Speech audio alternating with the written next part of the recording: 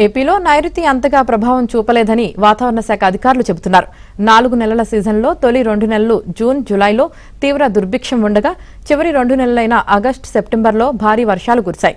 ఏపీలో జూన్ నుంచి నిన్నటి వరకు 570.6 మిల్లీమీటర్లకు గాను 553.1 మిల్లీమీటర్ల వర్షపాతం నమోదైంది. గుంటూరు జిల్లాలో 43.4%, కర్నూలు జిల్లాలో 37.9%, చిత్తూరులో 22.5%, అన్నమయ్య జిల్లాలో 19.6% ఎక్కువగా వర్షపాతం నమోదైంది. కోనసీమ జిల్లాలో 30.4%, నెల్లూరులో 20.6%, తూర్పు గోదావరిలో 22.2%, పశ్చిమ గోదావరిలో 23.9%తో తక్కువగా వర్షాలు కురిశాయి. ఏపీలోని మిగిలిన 16 జిల్లాల్లో సాధారణ వర్షపాతం నమోదైంది.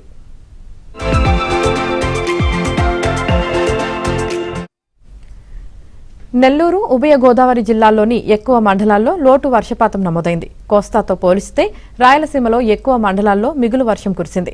కర్నూలు, గుంటూరు, ఎన్టీఆర్, ఏలూరు జిల్లాలో వరదలు వచ్చాయి. జూన్, జూలై నెలల్లో వర్షాలు ముఖం చాటేయడంతో వేసవి తీవ్రత కొనసాగి ఖరీఫ్ పంటల సాగుపై తీవ్ర ప్రభావం చూపింది. జూన్, జూలైలో సాధారణం కంటే 25% వరకు లోటు వర్షపాతం నమోదవడంతో రైతాంగం ఆందోళన వ్యక్తం చేసింది. ఆగస్టు, సెప్టెంబర్ నెలల్లో వర్షాలు పెరగడంతో ఖరీఫ్ సాగు జోరందుకుంది. కృష్ణా, గోదావరి బేసిన్లో కురిసిన వర్షాలతో డ్యాంలు కూడా నిండాయి.